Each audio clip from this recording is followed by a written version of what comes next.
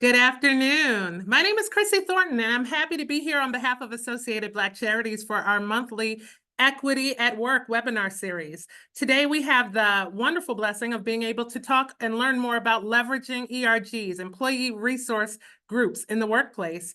And in today's diverse and dynamic workplace, we know that ERGs are serving as vital platforms for fostering inclusion, belonging, and professional growth. For Black professionals, they can provide essential support networks, mentorship opportunities, and a collective voice to advocate for equitable policies and practices in the workplace. However, we also know that the journey of leveraging ERGs is not without its challenges. And so, when effectively supported, we know they can drive meaningful change, promote cultural competence, and contribute to more equity. But we're going to dissect it a little bit today and talk about the advantages, the challenges, the benefits, and we're going to share some information from one of our valued partners who's brought forward some wonderful contributors today to talk about their success in leveraging ERGs. Equity at Work Monthly is meant to help Black professionals to have the tools, the resources, and sometimes even just the words to navigate the many ways that structural racism shows up in the workplace. And so we're excited to be here today. At this time, I'd like to invite my esteemed colleagues to join me on camera so that we can talk today about leveraging employee resource groups. And today from CareFirst, yes, CareFirst, we have with us Tanya Odom and Elazar Gutierrez, and we're going to ask each of them to, starting with Tanya, introduce yourself. Tell us a little bit about yourself and your work, and also why you believe that today's conversation on ERGs is so important. Tanya. So, good afternoon. Thank you for inviting Elazar and myself to be on this panel. Really looking forward to the conversation.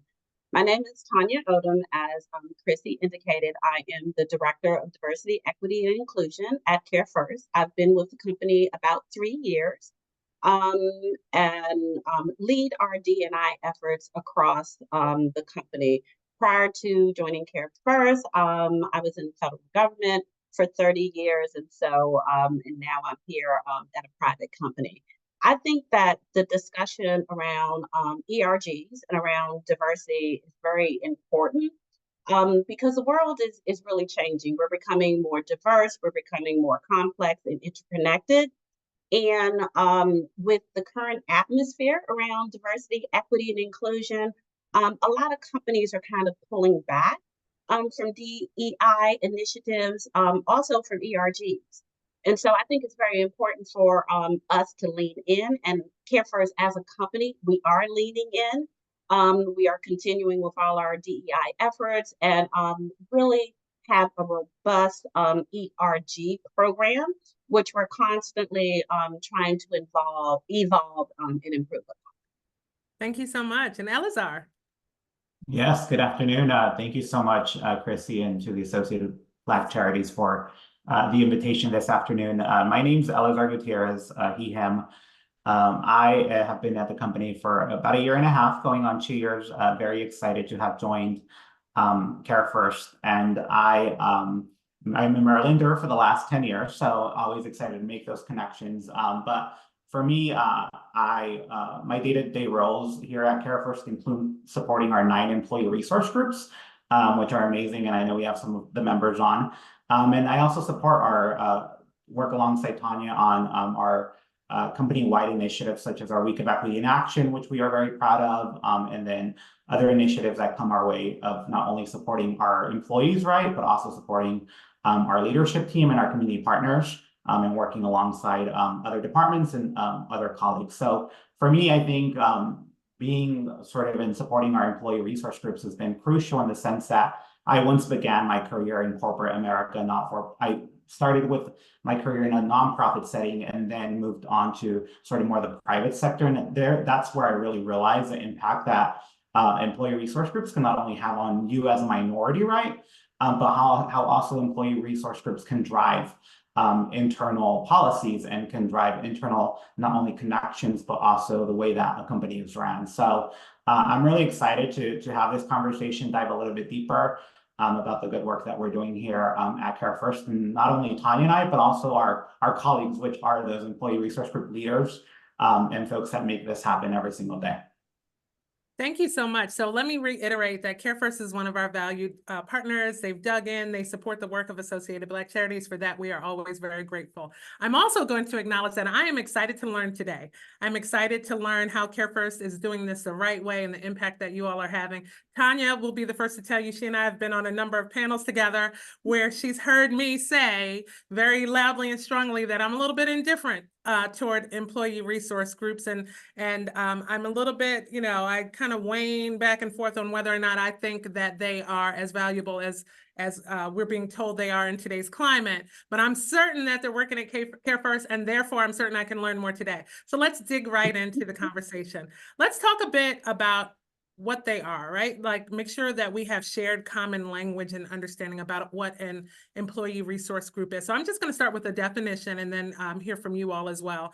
So the internet says that employee resource groups are voluntary, employee-led, so those are important terms, voluntary, employee-led groups that focus on shared identities, interests, or experiences within the workplace. So I'm going to stop there and have you all tell me, because you're in the trenches with this work, what is an ERG? So, I can take that first. I think the definition, as you indicated, perfectly describes what an ERG is, but they are employee-led, and they really form around different identities, maybe interests. At CareFirst, we have 9 ERGs, and we have would probably consider the traditional types of ERGs that form around ethnicity or race. But we also have ERGs around health and wellness. We have ERGs around environmental justice. And so we try to be very inclusive in terms of the types of ERGs that we have. Okay. And Elizar, you may want to jump in. You work very closely with the ERGs, but Elizar is the program manager over our ERGs, but we really like the ERGs to set their focus for the year, what they'd like to accomplish, and really have them aligned to our business objectives. Mm-hmm. Yeah, and I would say, right, that is correct. And I think when I joined CareFirst, what was very unique and caught my attention about this specific role and the work that we're doing is that we have non-traditional ERGs, right? We have, as Tanya mentioned, an ERG focused around just healthy living and healthy wellness and healthy habits. Another one focused around our community of parents and caregivers, right? We're diving deeper into supporting employees that are caregivers and that are parents. So specifically an ERG there, and then an ERG around environmental advocacy, right? So how are we being not only sustainable internally as a company, but what can we do to support our community partners on the ground that are working on environmental issues, right? And that are working to better the climate, right? And so for us to be just better citizens of the world, right? As I like to say. So I think that is what's special about that we think about what ERGs are, of course, and then ERGs are sort of those groups that create community for different types of for folks. But I will say that the unique thing here is that our ERGs have a lot of, and we're proud of this, but our ERGs have a lot of allies. So intermix where folks, you might not be of Asian Pacific or Islander descent, but you're still part of the ERG and you're an active member. You're not a veteran, but one of our co-chairs for our veterans ERG is not a veteran, but he has members that have served, right? Close friends. So I think that's so what's so unique here is that folks, there's always an open door policy of and our ERGs are always about be an ally, right? And please be a supporter of the work that we're doing. And so we see that a lot. Tanya and I always try to brainstorm a lot on and this has become something very naturally that we're proud to share, right? But it's sort of like how our ERGs are just so complex and different and diverse even within their memberships. So why are these important in your workplace today? And, what's been the response from your employee base of having the opportunity to participate in these groups while at work? Yeah, it's been a great response, Chrissy. We actually have over 45% of our employees are at least involved in one ERG.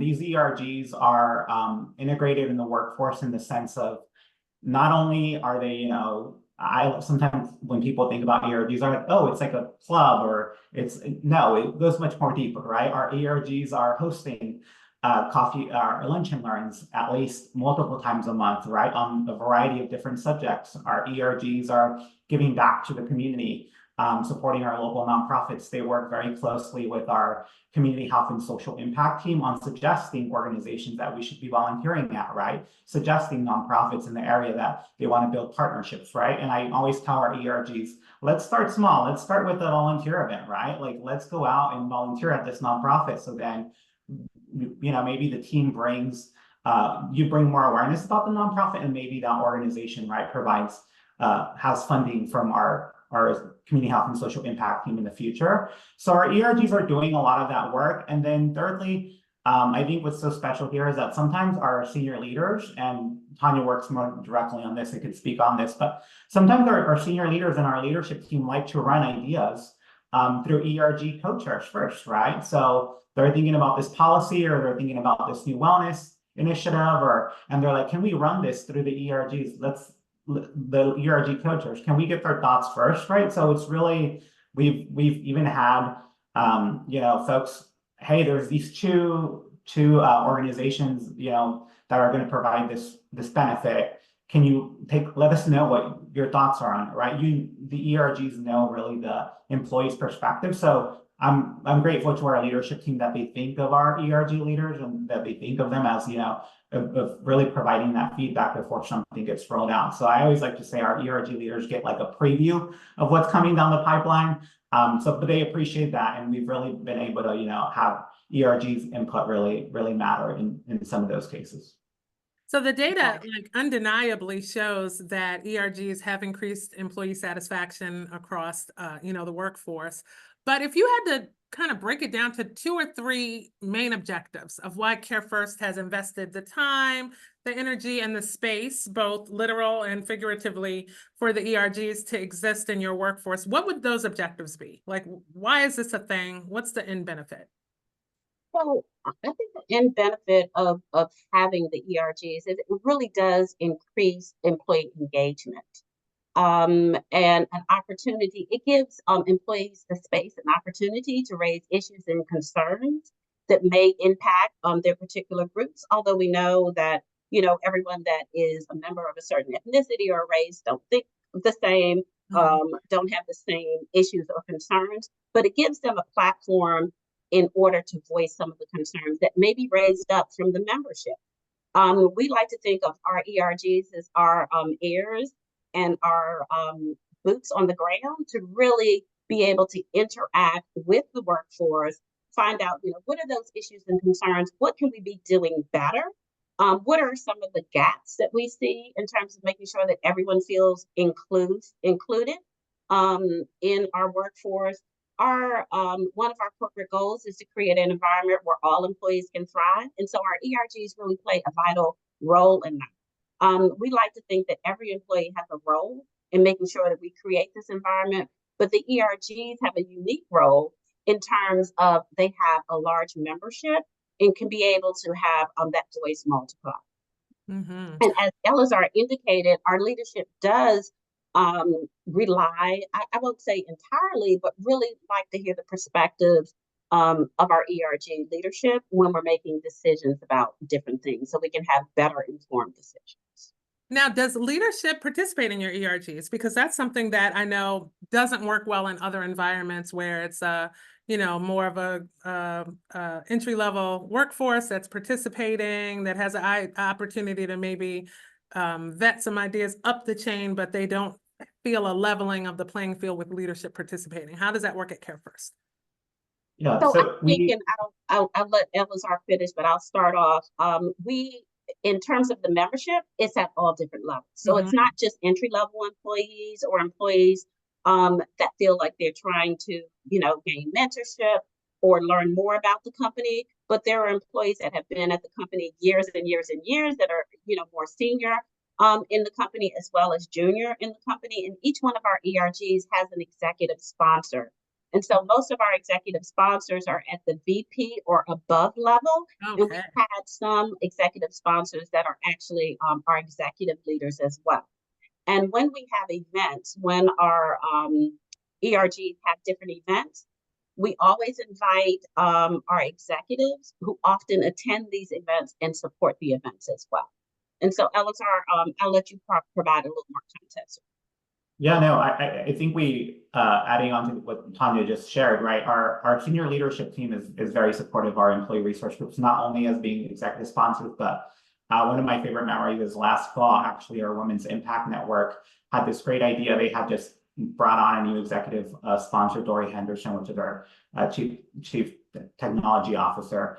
And they really wanted to create more sort of a special moment, right, of announcing Dory's leadership to the network, right? But they decided to have a conversation where they sat all the women of the executive leadership team for a panel conversation, and it was very intimate and deep. But it wasn't normal as most regular panels are on like, so who was your mentor, right? Or how did you grow to become a senior vice president? It was more of like, what was the worst advice that was given to you throughout your career?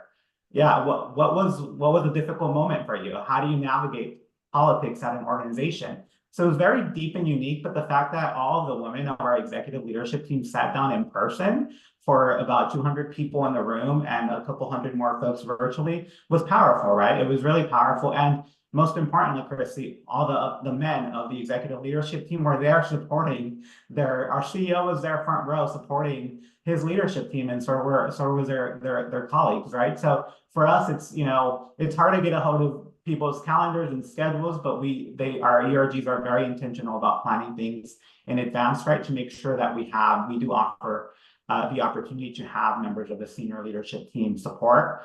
And they're not only doing it through being executive sponsors in these sort of events, but this past Juneteenth, we had members of our executive leadership team, including our chief human resource officer, go out with our Black Professional Network to volunteer at Howard Community College to give back to their garden. They have a garden where they grow fruits and vegetables for students, and they go pick up for free at a food pantry. So that was special, right? To see not only our senior leaders supporting our ERGs, not only internally through events, but also externally as they're out with community partners. So I want to make sure those who are on the line with us today are asking questions. Make sure you drop your questions in the chat or in the Q&A, because we have an organization here who is not only committed to the work, but doing it well. And so we will make sure that if you want to improve your DE&I work in your workplace, or you're interested in shoring up an ERG, or you want to share your own experience, that you share that with us and take advantage of their expertise today. Now, I want to talk a little bit about how Black and other marginalized professionals tend to use ERGs successfully. And then I want to hear about some real additional Care First wins before I go into talking about the challenges and maybe some of my skepticism that I want to share and be educated by you all. But the data shows that most people who participate in ERGs feel like they are the opportunity to have safe spaces, to share their experiences, their challenges, to build solidarity in the workplace. They use them for advocacy. You guys talked about when things need to change in the workplace. This is a great think group, right, to start talking about what needs to better represent the workforce in policy and in practice, and to start to try to break down some barriers that exist. Networking, certainly, and mentorship. We know for communities of color specifically, it's often difficult to find mentors and sponsorship from other professionals. This is a kind of a place where that can be fostered, professional development, and then community building. So these are the positive ways that people are using ERGs to navigate workplace concerns, disparity, and to build solidarity. So let's talk about some more of the Care First wins. I'd love to know, you talked about the two kind of like non-ethnic, racially based groups. What are your racially and ethnic based groups, and what are the wins that you've experienced by having them convene in this way in the workplace? Yeah, so we have our Black Professional Network, which is strong in one of actually our first ERGs initiative at Care First. We have our Familia ERG, which is our Hispanic Latinx ERG, which supports members like myself that are part of the Hispanic first generation Latinos that grew up in the United States. And then we also have our Asian Pacific Islander ERG. our Women's Impact Network, which is one of our also larger and stronger ERGs. So I would say those are sort of maybe the 4 ERGs that are based off on sort of an ethnicity and ethnical minority or folks that identify with a certain ethnicity. And then we have our other ERGs, which include our Healthy Living, Parents and Caregivers. And then, of course, I forgot our Pride ERG, which is actually an ERG that just was a little quieter for a year just due to leadership transitions, but now they're stronger than ever and just had a great presence in sort of in activations during Pride. So if I'm an employee of CareFirst and I'm there and I want to start a new ERG, is there a pathway for me to be able to do that as well? Yeah, that's a great question, and there is, right? So we, with the D&I team, actually have an application on our internal intranet, which folks could, fill out the application and sort of have this conversation, right, around their suggestions. Most of the time, I will say, Chrissy, that there is subcommittees within the ERG, right, that we have been able to point people to. So I'll give you an example. Our Parents and Caregivers ERG has like a new moms group under their ERG, right? They just started a working fathers group under the Parents and Caregivers ERG. So they have these committees under their ERGs that are sort of like they're covering that sort of is a bigger conversation, right? So and then we are currently exploring, we just got off our week of equity in action. So Tanya and even we were chatting this morning about like we need a 10th ERG just to sort of bring it out. So there was a lot of fruitful discussion and recommendations that came from our week of equity in action. So I think we're leaning towards having an ERG here pretty soon that will support another population of our workforce. Mm-hmm. Right. And other wins and things that are going well. I'm sorry, Chrissy, I didn't hear the question. Other wins or things that are going well that have manifested out of having the groups at CareFirst. I think one of our signature projects for this year is the Battle Buddy program. At CareFirst, we're trying to increase our representation of a number of groups, but specifically veterans. Trying to increase our representation of veterans. And so partnering with our military veterans resource group, we've established a Battle Buddy program, which is a program for veterans who are transitioning into CareFirst. Within their first year, we match them up with a buddy to learn more about the culture, some of the unwritten rules, and help them to have a successful transition into CareFirst. And so that's one of the programs that our military veterans group is actually pioneering. So it's been really great. And we hope to see some great results. We have 3 current veterans that are part of that program, and we're looking to expand that to our familiar ERG as well, and some of the ERGs to help with retention and care. Okay, one of the questions that came through asks, how do you see ERGs working in smaller organizations that are under 50 employees? Do you have any advice for that? Yeah, the advice I would give there is, Tanya probably has more insights on this through her career, right? But I would say is start small, right? Start with, I would even start with, when it comes to smaller organizations, I would even say like, does the organization have a volunteer day of service, right? And I think really starting there with a cause where colleagues feel that they can do something that's more, since it's smaller, right? Maybe something like that someone has a common interest, and I know people always love to give back and give back to communities, right? So maybe creating a day of service first within the company and then exploring from there, right? Because it's smaller, right? So your ERGs, my personal recommendation wouldn't be to form 4 or 5 ERGs with such a smaller company, right? But to really start with maybe a cause that folks can rally around with and support to begin with, and then from there, depending on the feedback that you obtain, et cetera, then from there you can maybe do something a little bit more formal. Yeah, and I would agree with that. With a company that small, of 50 employees, one of the things, potential downsides to ERGs is to create a sense that you have these separate groups, and it could be divisive instead of being inclusive. And so really canvassing the workforce to see, is there actually a desire to have separate groups? And what is your demographic mix in terms of, how large those groups would be? So that you continue to maintain an environment where it is inclusive and not giving the appearance that we're excluding it. Great question. And make sure you're contributing your questions to the chat or the Q&A so we can take advantage of this expertise. So now, here's my caveat. We believe ERGs are good. They're beneficial when done correctly and implemented the right way. They are helping people find community at work. They're helping workplaces be more inclusive and to consider more perspectives. However, we also want to point out some of the challenges, potential downsides, because there may be organizations and people represented watching today who are trying to put it together. Maybe it's just not working as well as it is at CareFirst. And we want to talk about some of the challenges that these groups face. But first, because I'm going to be devil's advocate on a number of sides, here's my big question.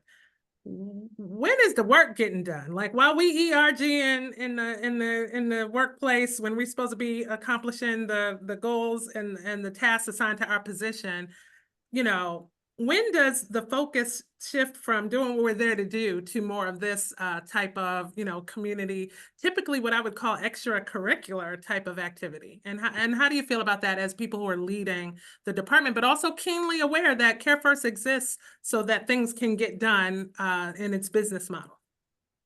So I would say that this is the work of the company, right? It's Okay. everyone's responsibility to create this environment where everyone can thrive, where everyone feels that they're included. And so DEI is not just, you know, the responsibility of the DEI office or the ERGs or even senior leadership. It's everyone's responsibility. So if the ERGs can help get people engaged in that overall effort, they're actually doing the work of the company. So I don't think it's something that sits on the side like this is an extra, but it is necessary. It is mission critical that we have an inclusive and diverse workforce. And so the ERGs help with that. Now, yeah, it's not their main job because that's not what they were hired to do. Like Elazar and I, we are hired in these positions, but it's everyone's responsibility. And ERGs, I think, is part of that whole equation when we look at whether or not we're going to effectuate change within our work. So one of the challenges I know many ERGs face across companies is that they're not well resourced by the employer. So they're there, but they're not given the time, the, you know, financial resources sometimes to make it work well. What do you have to say about that, and maybe what CareFirst has committed to in making sure that your groups thrive the way they do, including having you all in place to lead them? But go ahead. That's a great question. And I will say, I'm going to go a little bit back to your previous question, but I think I've told our ERG leaders and our co-chairs, let's be intentional and strategic with the work that you're doing and the programming that you're putting on, right? Sometimes folks can be very eager and they want to put on all these multiple lunch and learns and multiple volunteer events. And I'm like, are you having 10 people attend, or are you having a couple hundred folks attend? So I think it's really being intentional with folk make their time, right, and their energy more than anything, because we know these are volunteer-based roles. And when it comes to resources, Christy, thankfully all of our ERGs have a budget which they're able to take from and do programming around. But not only that, sometimes I think it's more of also cross collaborations, right? So for example, our IT department recently rolled out learning activities, whether it's lunch and learns or whether it's speakers, right? And about a month ago, our Women's Impact Network and our Parents and Caregivers ERG actually co-sponsored or co-hosted an event with our IT department on internet safety. It was Internet Safety Awareness Month. So they hosted an in-person lunch and learn, and they're able to add that as one of their wins. And they didn't have to do anything other than spread the word, right? And put a newsletter together. No budget came out of it, right? It was sort of a cross collaboration. And we're seeing more of that. We're seeing more of that across different departments and different leaders really saying, hey, why don't we reach out to this ERG? And we might be able to partner on this together, and they'll provide the resources, right? So thankfully, we're seeing more of that, and that's happening more often now. Yeah. Go ahead, Tanya. No, and as Elazar said, each one of our ERGs has a budget. And so at the beginning of the year, they let us know like what type of programming they want to do throughout the year and whether or not it aligns to our overall strategic objectives. And then in terms of support, from the DEI office. Elazar, that is one of his primary responsibilities, is to oversee the ERGs, even though they are self-managed. We oversee the ERGs, and Elazar is the program manager for that, so that's a resource. And then our executive leadership, all the way up to our CEO, is very supportive of our ERGs. So in terms of the time that they use, it is, we haven't seen any pushback in terms of allowing ERG leaders to fully participate in activities and things of that nature. I think also when we're talking about employee resource groups, that tends not to be the first step into diversity and inclusion work, right? Like the first step has to be a company culture that embraces this work, that feels it's necessary. And you've said many times that you have a leadership structure that is not only bought in to the fact that this is how things should be, but are running the business steeped in this kind of acceptance that this makes everyone better. Some companies and some people may be watching today where that culture hasn't been set first, and thereby, you know, the ERGs aren't experiencing the success. And even in my previous experience, I've navigated through what I would call "what about me" culture.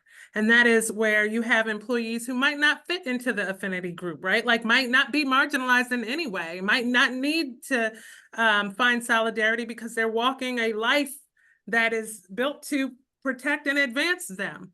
Has that been your experience? And for companies who are, you know, having workforces where their white men, privileged employees are feeling left out by the existence of ERGs, what would be your advice for them to advance the work? So we really encourage everyone to be part of the work that we're doing at CareFirst. Our CEO encourages everyone to be part of the work that we're doing. And we provide different opportunities, not only ERGs, but Elazar spoke of our Week of Equity in Action. And during our Week of Equity in Action, it is a full week of opportunities to learn more about the work that we're doing, how everyone can create a more inclusive environment, how we can create environments where people can thrive, to learn about the experiences of other people, their lived experiences, but also to be able to go out into the community. We have a full day of volunteering where we volunteer at Elazar, keep me honest, it's over 30, it's close to 40 sites and community partners where we go out and try to paint a sea of blue, CareFirst Blue, out and how we support the community. And so there are different opportunities for everyone to get involved, not only to be a member of an ERG, because they're not exclusive. I don't have to be, although I identify as Black and female, I can join any ERG in which I am a member of multiple ERGs.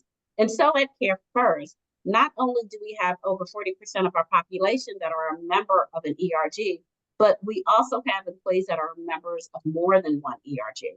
So we try to not just have it identity-based, but for everyone to be open and feel as though they can join an ERG and participate in the process. And if an ERG is not for you, there are different types of initiatives that the DEI office sponsors, including our Week of Equity in Action, where everyone can be involved and be part of what we're trying to do here at CareFirst.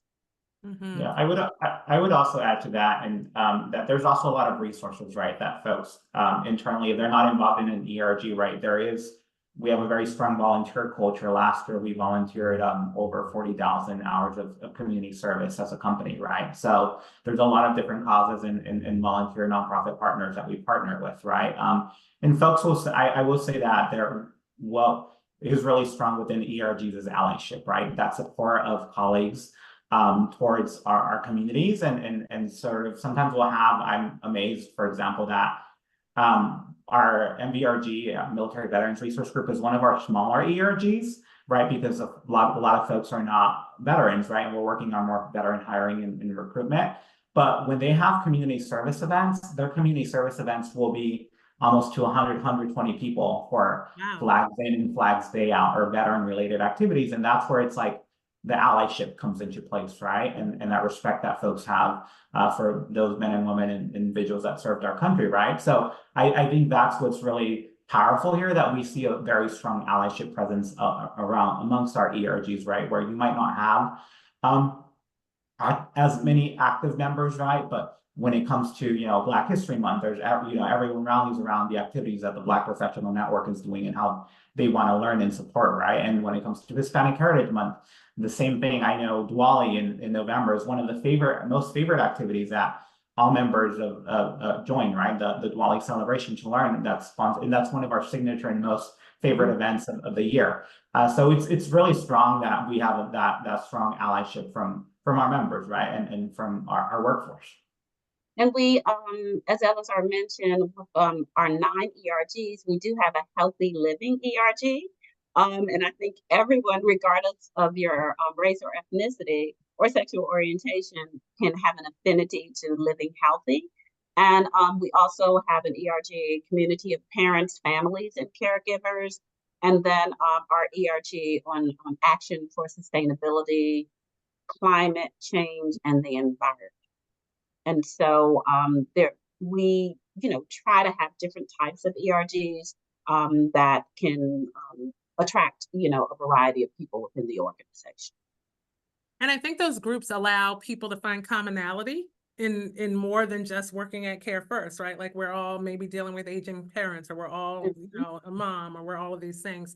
Specifically though, for the racial and ethnic groups, what do you say for people who criticize the fact that ERGs do not hold up as safe spaces when they are integrated, right? When they are extended for allyship? What do you say for people who are saying like, it's not a safe space because I can't be fully myself, right? Like I don't trust it. I don't feel as comfortable to show up as a member of my, ethnic or cultural group to discuss the things that really harm my community in the presence of allies.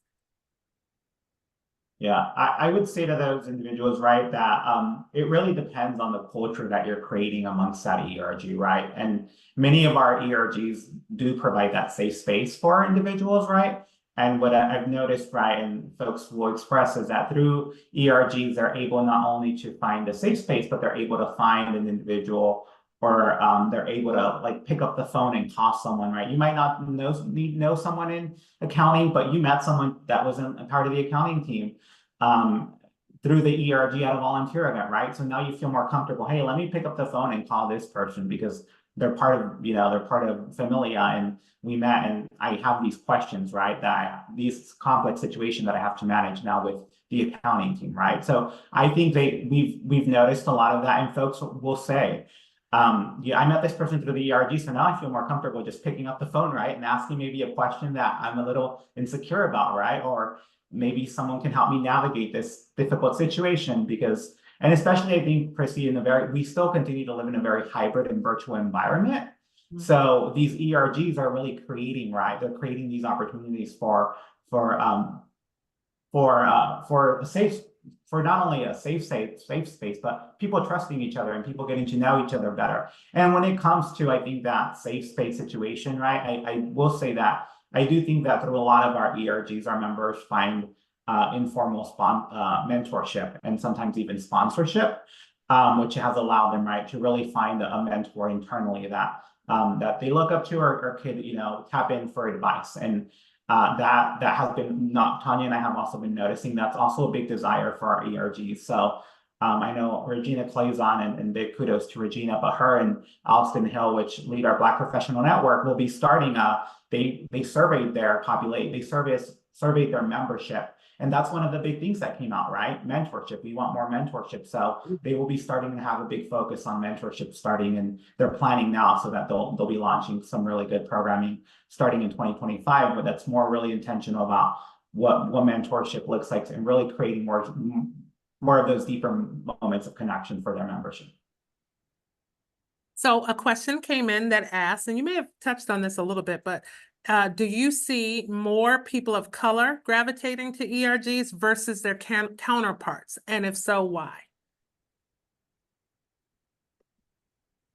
So we don't, at Care First, right, and we track membership, but we really don't track ethnic-based And we've gotten that question, but I will say that here I think we see a good balance because there's a variety of ERGs. There's a variety of ERGs, and like Tanya mentioned, right, all of our there's a very good balance, and there's very different causes that each ERG focuses on. So I will say that I feel like we have a very strong balance of the folks that are involved in ERGs. I will say though that depending on the ERG, some are small, the 100, 150, and some are larger, right? Based on a number of factors, right? So I will say though that it varies, the membership total varies depending, right, on the cause, or sometimes even the ethnicity of folks. Yeah, and I would agree with that. The racial and ethnic affinity, or ERGs, tend to have a higher number those who identify with that particular group. But as we indicated, we have a variety of ERGs, and those memberships tend to be a little more diverse. I can tell you that at Care First, we're about even in terms of 50-50 for male and female.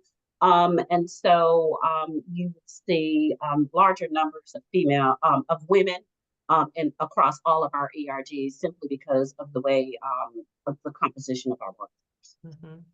So I'm going to answer this last question, and then we'll move on to kind of like how organizations can build better, bigger, more successful ERGs, and what are the steps to get to where you all have gotten to. Somebody contacted me directly and said, "What's your problem with the ERGs?" So I'm going to answer that. I don't necessarily have a problem with the ERG. What's your issue, right? And so, listen, I built my career primarily in white spaces, so I understand the need for, these safe spaces, solidarity, inclusion, and building community in the workplace. I also remember it perhaps not being done well in the settings I was in. And so I remember feeling the burden of building inclusion for myself on top of already being marginalized, right? Like the burden of having to put together the bulletin board during Black History Month and bring in the, shrimp and grits so that people could understand Black and the burden of explaining who I am and what I believe in culturally and all of that, and not getting paid for it.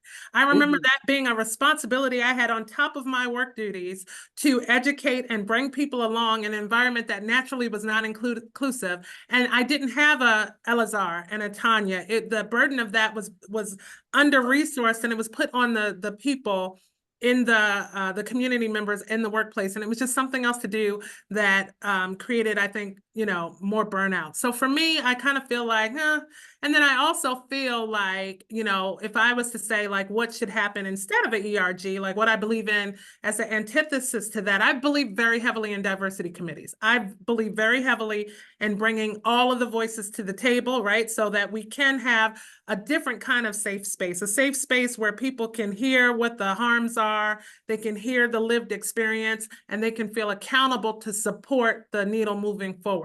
So if the ERGs are doing that, then for me, that's great. But in workplaces where neither exists, like functional ERGs or nothing, I feel like a diversity committee can accomplish a great deal because I've also seen ERGs that become groups where people just commiserate and don't have the power and the authority to move any change forward. And so that's my problem, but it's very clear that our colleagues at Care First are doing a phenomenal job. And I must say that I know your leadership, your top leadership. It's very clear to me in every setting that they're committed to inclusion, and they're committed to building cultures of, where people can thrive. And that's because they are people themselves. Before being CEOs and vice presidents and presidents, they're people who believe in inclusion. And so that makes such a difference right from the start on what you all are empowered to accomplish.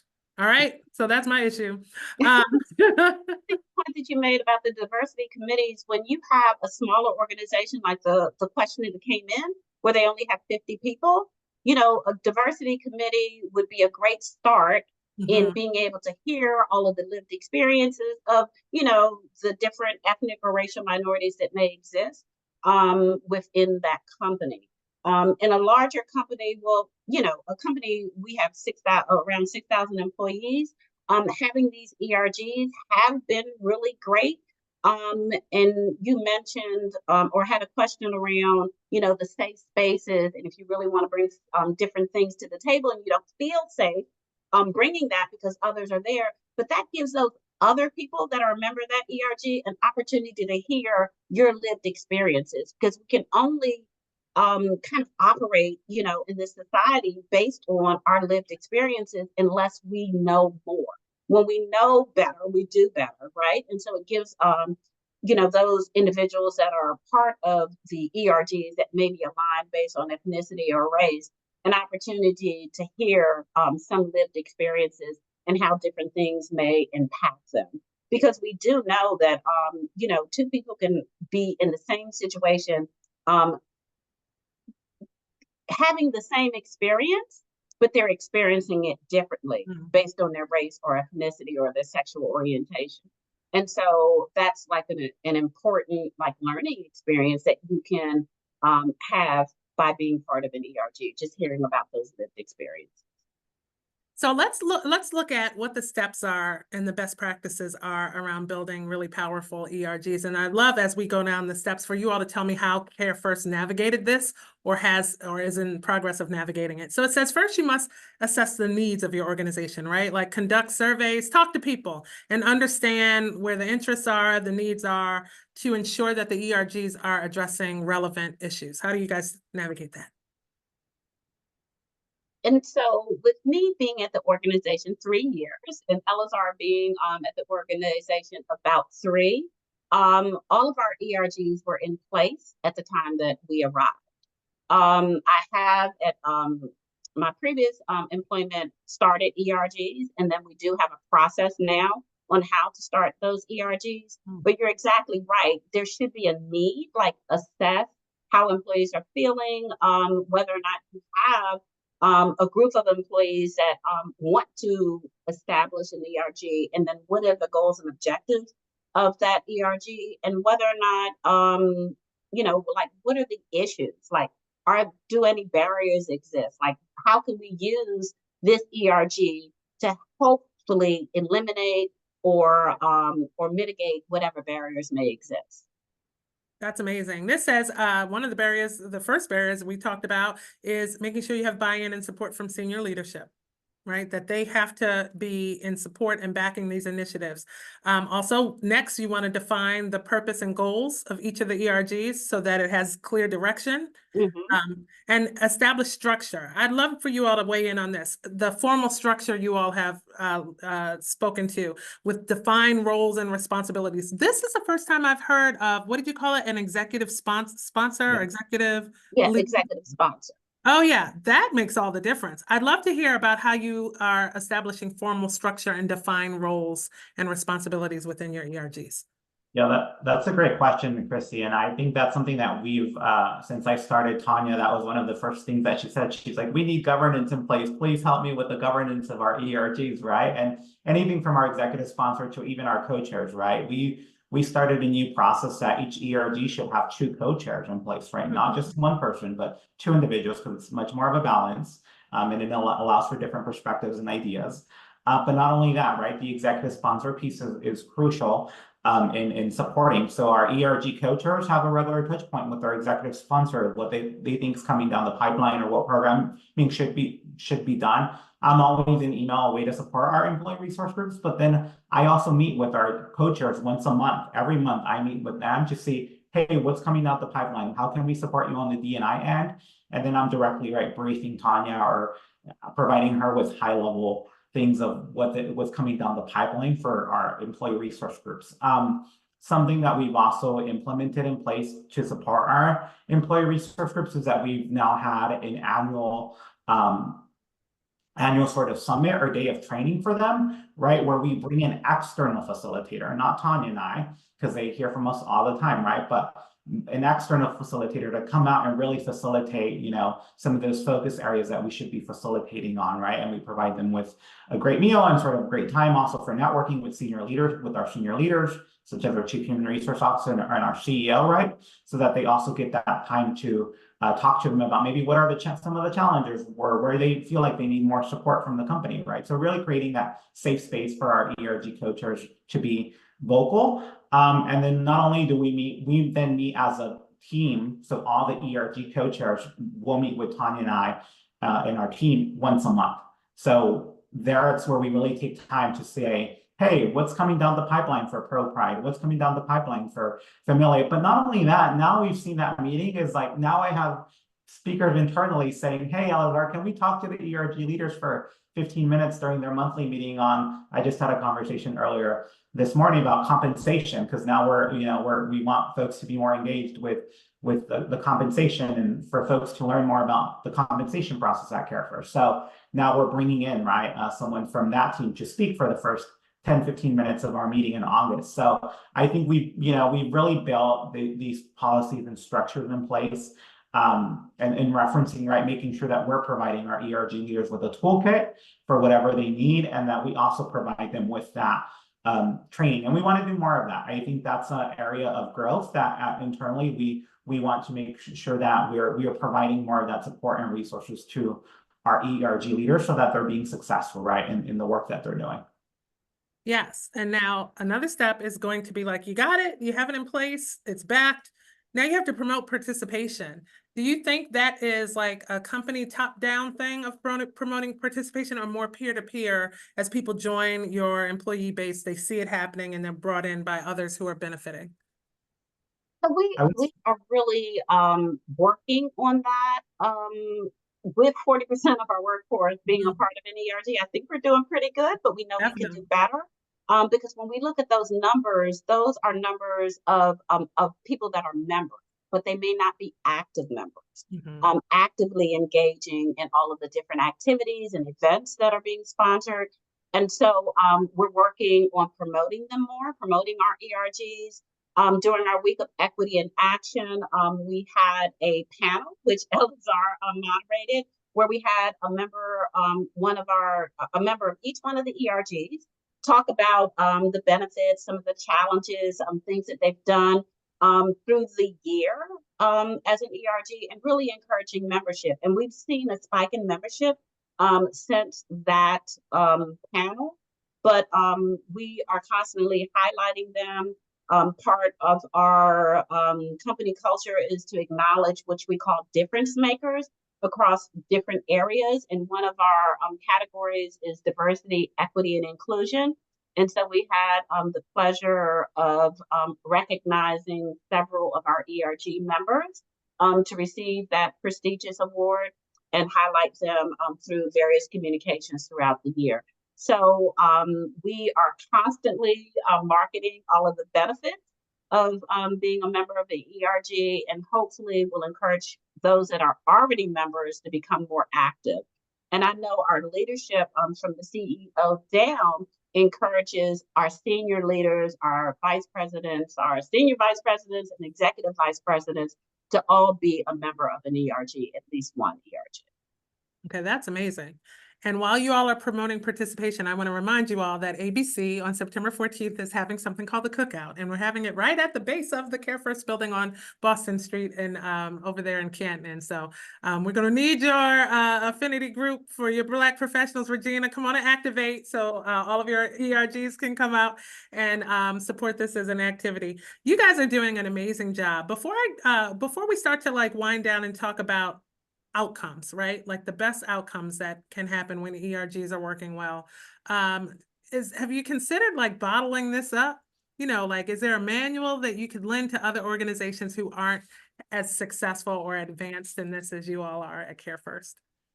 Yeah, I would say Tanya and I we really want to make sure that we're being more intentional with that, and even having cross-collaborative events with either ERGs at other companies. So that's something that we encouraged from our ERGs at the beginning of the year. And for Mental Health Awareness Month, we actually had the JP Morgan Stanley ERG do have an event in our building with our veterans ERG surrounding mental health, right? And we want to see more of that. And I think for me, if there's any other ERG managers on the line, I would love to connect with you afterwards, because it's about cross-collaborating and sharing ideas, right?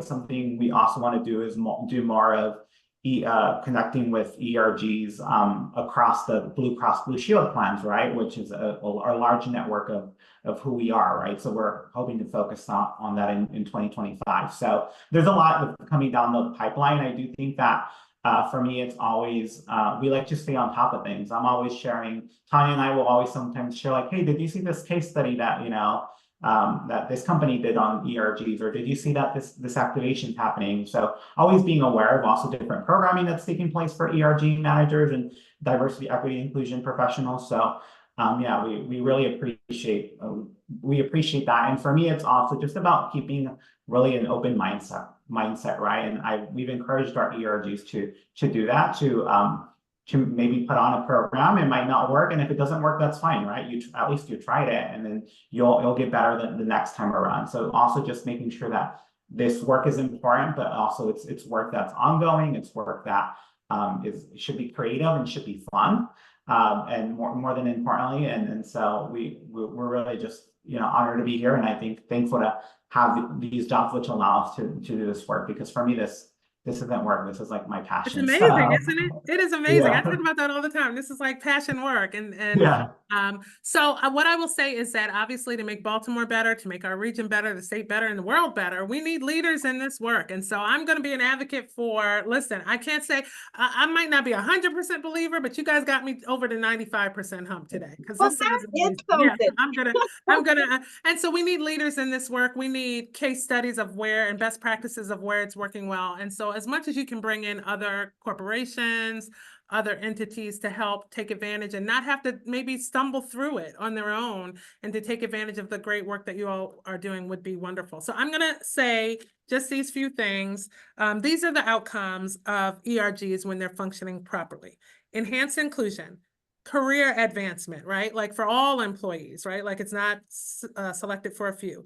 Policy and procedure changes, higher employee satisfaction, diversity in leadership, and then improved overall business performance. And then my favorite, of course, is community impact, right? Because when you have positivity and inclusion in workplaces, it trickles out into the connection points that organizations have with the community. And so first, I want to thank you all for being here with me today, but then I want to give each of you an opportunity to leave us with just some closing remarks about your experience, ERGs, however you want to leave us to inspire us to keep ourselves in the trenches of this work. So we'll start with Elazar and then go to Tanya. Yeah, I just want to say, first of all, thank you once again. And I really just want to say the work keeps on going, right? This is important work. It's work that we're working on, and it should be done in community, and it should be done with everybody working side by side. I will say, at least if you've made a difference, sometimes you don't see results right away, but if you just hear the feedback from one person, then that's feedback to keep on going. So Tanya and I are thankful also to the ERG leaders and the different coaches that help us do this work, because it's not just the work of our office, it's not just the work of her and I, it's the work of all of us as a company, and also that we're able to share this work with great community partners such as ABC. So just thankful for the opportunity. Thank you. And Tanya? Great. Yes, and thank you for having us. And Chrissy, it's always good to spend time with you. So thank you again. But I would just say, if you're on this call, it means that that you have some investment in making sure that we're creating these environments where everyone feels like they belong. And so I would just encourage you to continue to do the work, because everybody has a role, and I love this work. I've been doing it for years and years and years. And I know a lot of DEI professionals were a little worried, with the Supreme Court decision and all of the attacks on DEI that are still going on today. But as long as we stay steadfast and know that we're doing this work for a reason, because it just doesn't impact us, it just doesn't impact the people that are currently working, but everyone that's coming behind us. And so just keep doing the work and try to enjoy the ride, because it is a journey. Thank you so much. And thank you all who joined us today and those who are watching the replay. Thank you for joining Equity at Work. And we ask that you consider joining us in August, where our topic will be building a culture of inclusion. For Associated Black Charities, I am Chrissy Thornton. Have a wonderful rest of your day. Thank you. Thank you.